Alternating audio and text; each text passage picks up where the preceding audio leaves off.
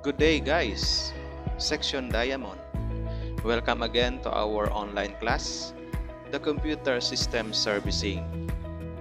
Good day also to our Principal for Mabagusan del Sur National High School, Ma'am Marilu Curugan. Our Assistant Principal in Junior High School, Sir Joey Joelina. Our Assistant Principal in Senior High School, Ma'am Nenita Helasio. To our grade level chair in grade 11, Sir Baltasar Sausa. And to our group head in UMS 1D, Sir Giovanni Lapay. Magandang araw po sa ating lahat. Especially to you guys, Section Diamond. Okay, let's start. Before anything else, let's talk first our rules during and after online class. First, just check always your name tag. That is our naming convention. Of course, just write your first name and last name for you to recognize. And then, your microphone. During online class, mute your microphone while listening to the teacher. Then unmute if you are about to recite or talk. Raise hand and use chat box if you want to communicate with the teacher. Then talk audibly if you're about to recite. And wait for your turn. Then the last is if you are experiencing technical problems, report to your teacher so that would address your problem. Okay, after online class, this is our reminders lang. Just end the meeting on time. Do not extend and talk or chat with your classmates regarding unnecessary topics. And check your schedule if you have your next online class. Okay? Before we go on, let's have a short prayer. I want to put yourselves in the presence of our God. Okay, James, start.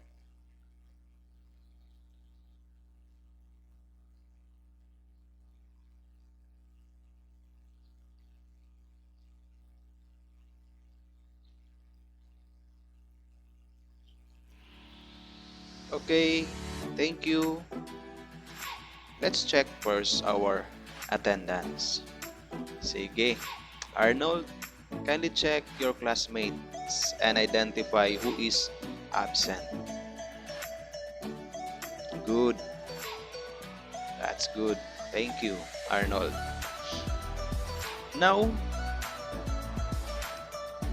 let us review first our previous discussion. Yes, Jane?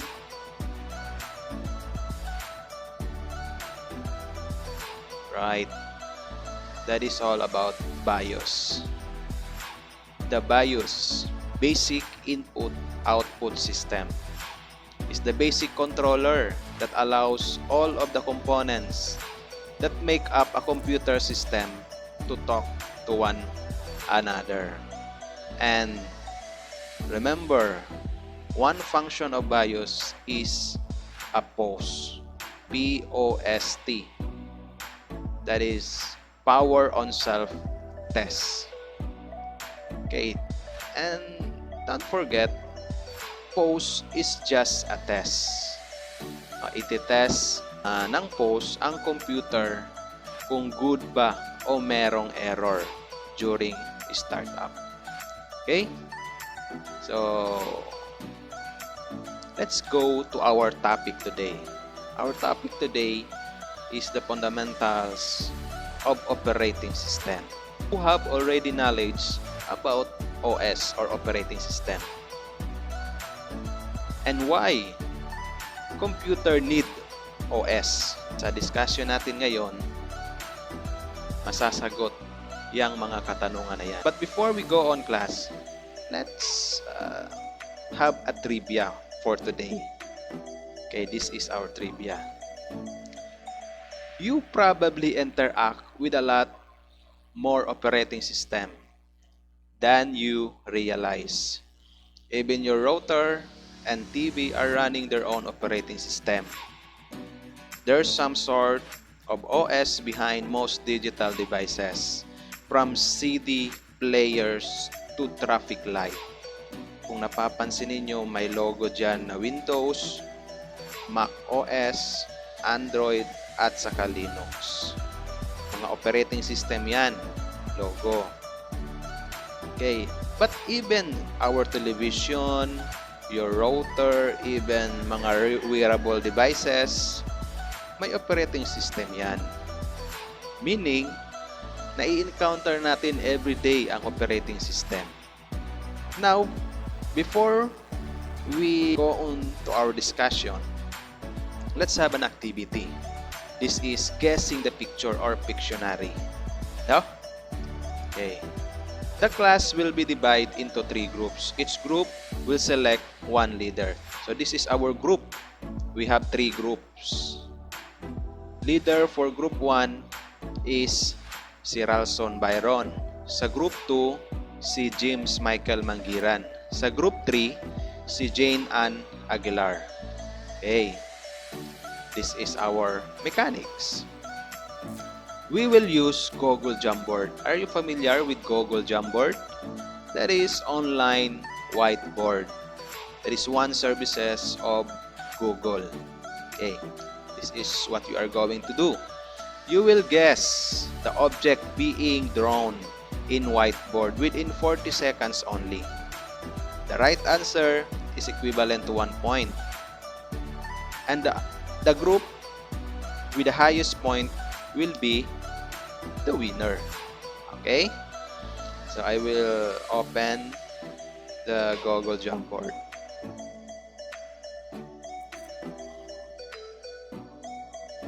By the way, class, this is our Google Classroom. And I hope, class, before we start our discussion, meron na kayong module, current module sa inyong tabi. And ang module natin ngayon is pwede na nating mada-download sa ating Google Classroom. Like this one. Okay. This is our module today. And this is the Google Jamboard. Okay? Parang whiteboard lang siya, pero online. Sige. Babalikan natin ang mechanics. You will guess, leader ha, take note. You will guess the object being drawn in a whiteboard within 40 seconds. So, i-guess lang ninyo kung ano ang object na i-drawn ko within 40 seconds. Okay. Balik tayo sa Google Jamboard. Okay, this one. Number 1, object. Ano to?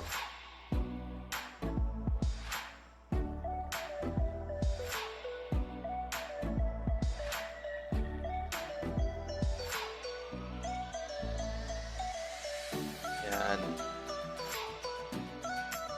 Anong logo yan? Aha, meron pa.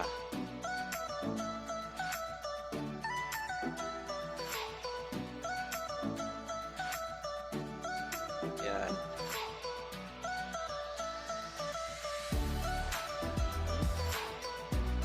Familiar na?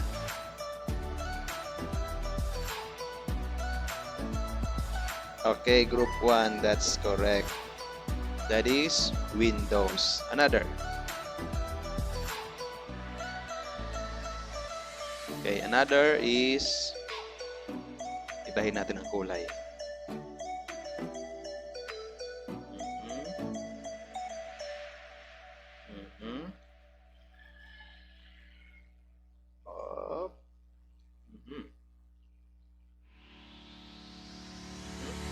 Pasensya na sa drawing ko, ha. Okay. Yes, group 3, you are correct. That is Apple or Mac OS. Apple yan. Another. Group 2, habol. Okay, another.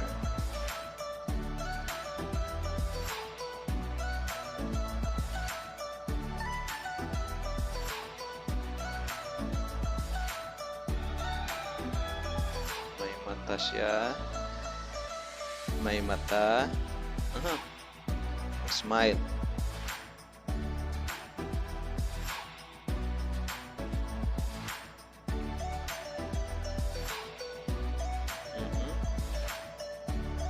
Parang ano yan? Penguin? Yes, group 2, you are correct. That is penguin. A Linux, logo sa Linux. Another. Okay, this one.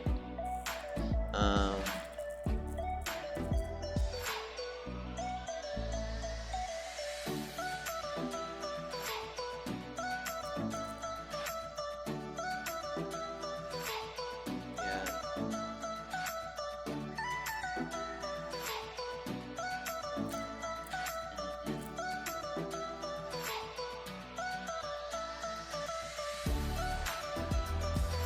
Letter U.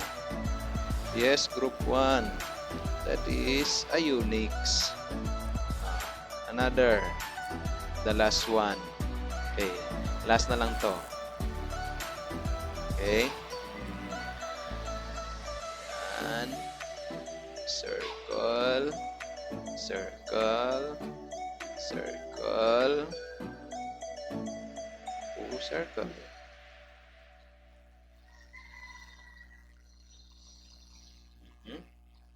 Tapos, try natin i-connect.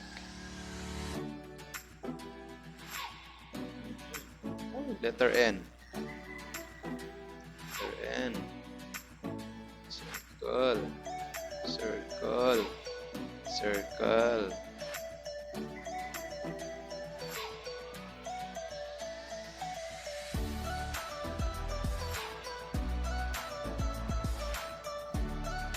Yes, group 1. That is a novel.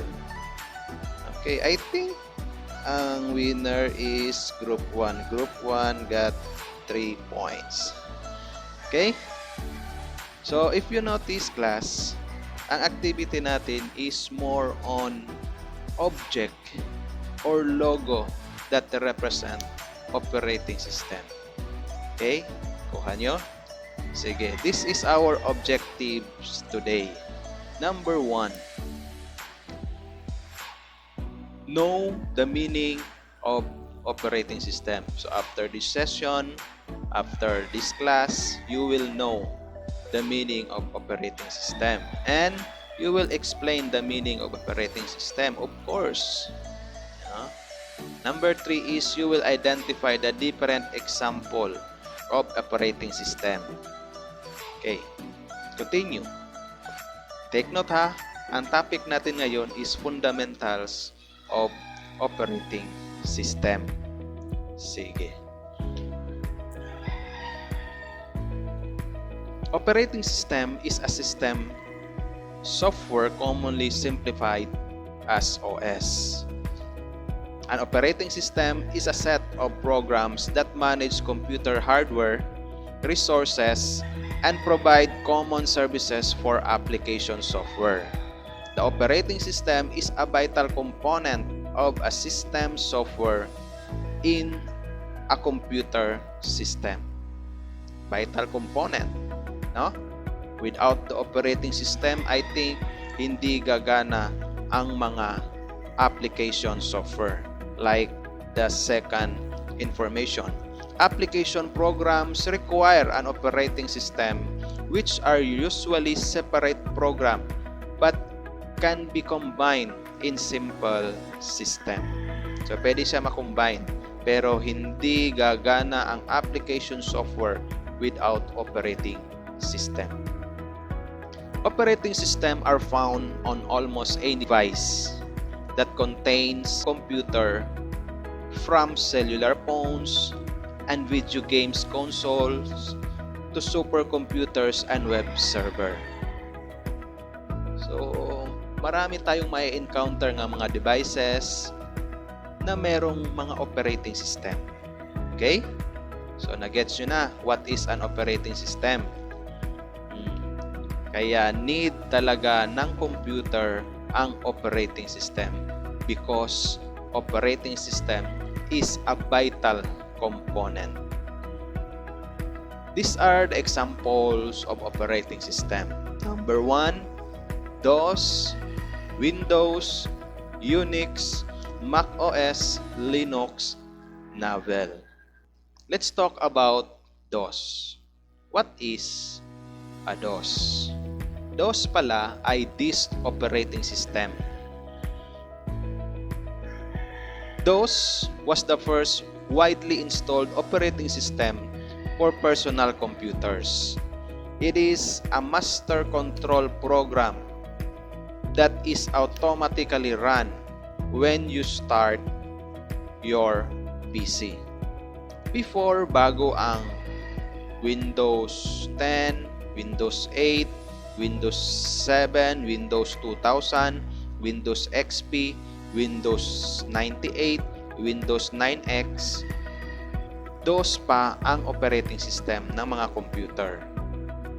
Like kung ano ang nakita nyo sa small monitor, that is environment of DOS. No? More on text lang siya, more on command. So for you to explore or navigate the computer system, you are required to familiarize the DOS command. Pag mag-open kayo ng folder, merong command yan. Pag mag-open kayo ng application, merong command yan. Pag mag-create kayo ng folder, mag-create kayo ng file, merong command yan. That is a DOS. Siyempre, ang tao talagang hindi kontento sa mga bagay-bagay. Merong mga upgrade na nagaganap. Siguro, nasa isip ng developer or programmer, parang kulang ang DOS. I-upgrade natin. Dapat may GUI or Graphical User Interface para user-friendly. That is why lumitaw si Windows. Windows, also known for its graphical user interface environment, wherein users utilize the point-and-click mechanism of navigating the computer software. The user will utilize the point-and-click mechanism. Ano yan? Ito, ang mouse. So, gagamit na kayo ng mouse for you to navigate the computer software. Okay. Ang DOS is more on keyboard. Then, dinagdagan ng mouse. That is why meron na tayong Windows. Ano ba ang characteristics ng Windows? Okay, Windows is user-friendly. Bakit user-friendly siya? Why? Because of the graphical user interface. Sa graphical representation pa lang, makikita na natin kung ano ang kanyang function. Like for example, folder. Okay, what is the icon represents a folder? Oh, folder siya, di ba? Parang folder. So meaning, sa icon pa lang niya, makikita na natin ang function. Diyan pala ilalagay ang mga files. Yan. How about recycle bin?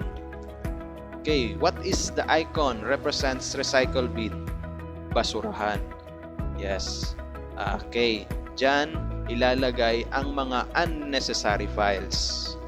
Okay. Kaya tinawag siyang user-friendly. Kung magde-delete tayo ng files, tatanungin pa tayo ng computer, are you sure you want to delete these files? So, meron siyang option, yes or no. Diba? User-friendly. Okay, another. Hardware peripherals are easily attached. Yes, easily attached. Bibili ka lang ng mga device sa market, like for example, flash drive, tapos i-insert mo sa USB port, pwede mo nang gamitin. easily attached. No? Hindi lang flash drive, marami pa dyan.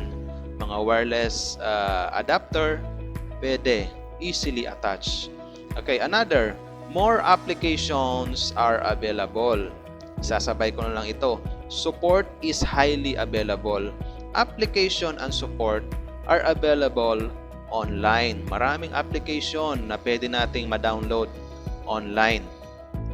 Pag ikaw, programmer or developer, tapos magde-develop ka ng mga application or support sa isang model ng laptop, is syempre i-address mo ang makikreate mo na application or support sa maraming user. Ang tanong, ano bang operating system ang mas maraming user? DOS ba? Windows? O ang operating system ba na madidiscuss natin pagkatapos nito? Linux ba? Macintosh? Novell? Syempre, Windows. That is why application and support is highly available because ang mga programmer, ang mga developer ay nagki-create ng application pang Windows, hindi pang DOS, hindi pang Linux, hindi pang Mac OS. Okay? Gets nyo? Marami tayong makikita na application support online para kay Windows. Another, hardware is affordable. Affordable ba? How much the price of flash drive? Kayang-kaya sa bulsa. How about the wireless adapter? Kayang-kaya sa bulsa. How about peripherals? Kayang-kaya. Another, application software is expensive as license fees are required. Yes, expensive talaga as license fees are required. Kailangan talaga ng license fee. At pag license fee ang pinag-uusapan, may bayad yan. Sa ngayon, medyo hindi pa stricto ang Microsoft. Partner nila ang siguro NBI or siguro mag-a-attach sila sa DICT. Hindi pa sila stricto in terms of license fee sa Windows. Sa ngayon, pwede pa tayong gumamit ng Windows operating system without license. Pero siguro darating ang panahon na kailangan talaga ng license natin for you to use the Windows operating system. Frequent system crashes and restart. Yun lang ang Windows. Pag may nakikita siyang error sa kanyang system, pag hindi niya kaya, magbu-blue screen. Frequent yan. Kadalasang nangyayari yan sa Windows. Okay? And the last one, characteristics of Windows is difficult to manage tasks or processes. Pag tinurn on natin ang computer and your operating system is Windows, maraming processes ang ini-open niya pagpasok natin sa desktop. Ang dami. So, for you to know what are those processes, just press Ctrl Alt Delete. Then click Task Manager. And ito ang mga processes. Pag nag-open tayo ng application, mayroong makikita dyan na nagre-represent sa ating in-open na application. Ito ang dami. That is why difficult to manage tasks or processes. Okay? Ang dami. Pero kung ikaw naman ay medyo may pagka-scientist, you can familiar those processes para pag may nararamdaman kang kakaiba sa iyong operating system, naghahang siya, parang may ino-open siyang application, so just go to processes. And then pag may bago sa iyo na processes, yun siguro malicious software na yan. or siguro virus. Okay? Okay, let's go to another operating system, the Unix. Unix, also known for its command line interface, wherein users are expected to remember the commands that allows them to navigate the computer software. So, pare-pareha ito sa DOS. No? User are expected to remember the command. Pero ang Unix is my option. Number one characteristics of Unix is with GUI option. Pag na-switch na ang Unix sa GUI option, it is user-friendly na siya. Ngano? Bakit user-friendly siya? Because of the word graphical user interface. Okay? Graphical user interface. Sa previous discussion natin, ang graphical user interface, sa icon pa lang mismo, makikita na natin ang kanyang function. Okay? Another, difficult to attach non-standard peripherals. Yes, difficult to attach. That is Unix. Iba talaga ang Unix sa Windows. Another, application are difficult to find. Support is limited. Parang opposite siya sa Windows. Bakit? Yun nga ang sinabi ko kanina, kung ikaw, developer or programmer, pag magde-develop ka ng application or support, syempre, doon ka sa maraming user. Ang Unix ba? Maraming user. Syempre naman, ang sagot, hindi. Okay? Another, hardware is expensive. Expensive, mahal. Another, OS license is free for servers and clients. Yun ang kagandahan ng Unix. Libre. Lahat libre, kapwa. Ang mga application na available sa online, libre pang Unix. Another, ito ang pinaka maganda sa Unix. Systems are stable. In terms of stability, dito tayo sa Unix. Okay? Then the last characteristics is secure and processes are easily identified and managed. Opposite sa Windows. Sa Windows is difficult to manage process and task. Sa Unix, easily. Nasa sa inyo na kung pag mag-i-install kayo ng operating system. Ang na-discuss natin, DOS, Windows, Unix, and let's go to another operating system, the Mac OS or Macintosh. The Macintosh is considered to be the easiest to use of all GUIs or GUIs. Apple Macintosh latest release of their OS is Mac OS 10.3. Siguro meron ng 10.4, 10.5. Yan. And merong 4 na characteristics ang Mac OS. Number 1, for Apple Macintosh computers only. Stricto ang Macintosh. Pag meron kang Mac OS, pang Macintosh hardware lang siya. Another, user-friendly. User-friendly siya because of the word GUIs, GUI. And then, hardware is expensive, software is expensive. Lahat may bayad sa Mac OS. Another operating system is the Linux.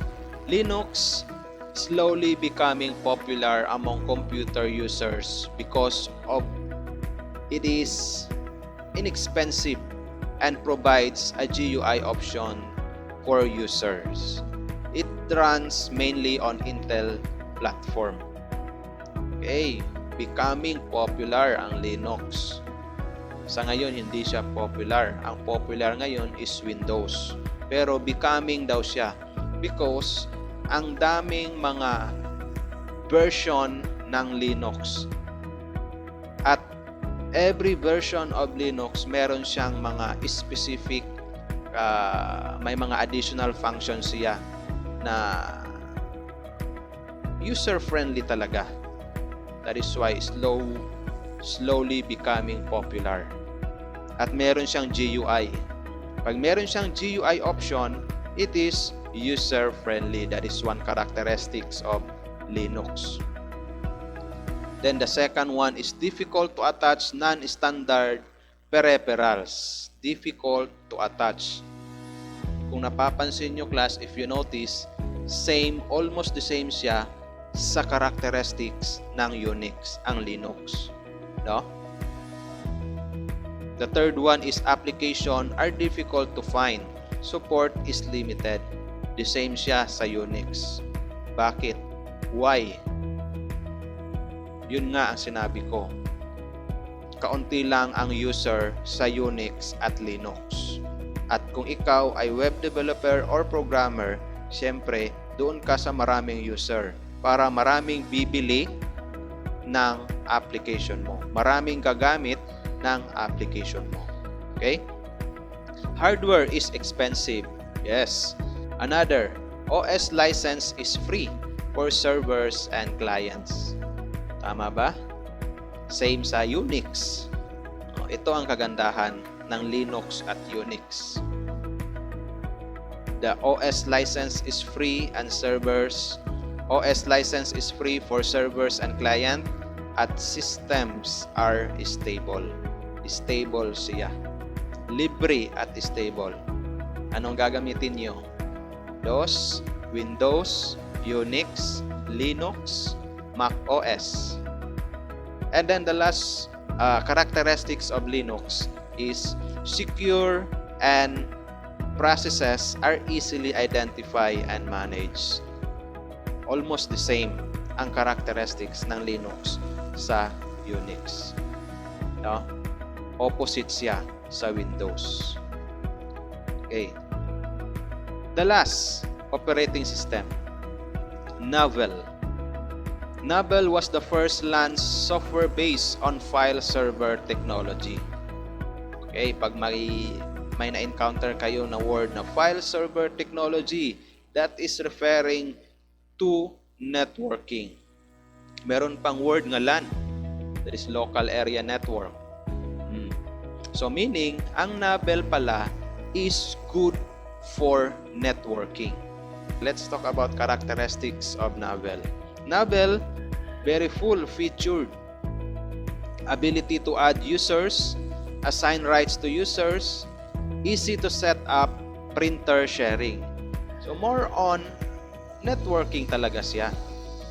Then the second one is very fast and efficient even on low-end equipment. And the last one is very high performance. Because ang Novell, isi-set mo lang na pang networking siya, wala ka nang ibang gagawin sa kanya. That is why very high performance. Kung ano ang sineset mo sa kanya, kung ano ang services na ina-assign mo sa kanya, sa Novell, yun lang ang function niya. Kaya fast siya at efficient. Continue. Now, let's go to another activity. I hope class, may natutunan kayo sa 6 na operating system. So let's have a recap. Ang first is DOS. So ang DOS was the first widely installed operating system for personal computer. Siya ang pinakauna, ang DOS, bago ang Windows. Pangalawa, Windows. Windows known for its graphical user interface wherein user utilized the point-and-click mechanism. The third one is Unix. Ano ang Unix? Unix also known for its command line interface wherein user are expected to remember command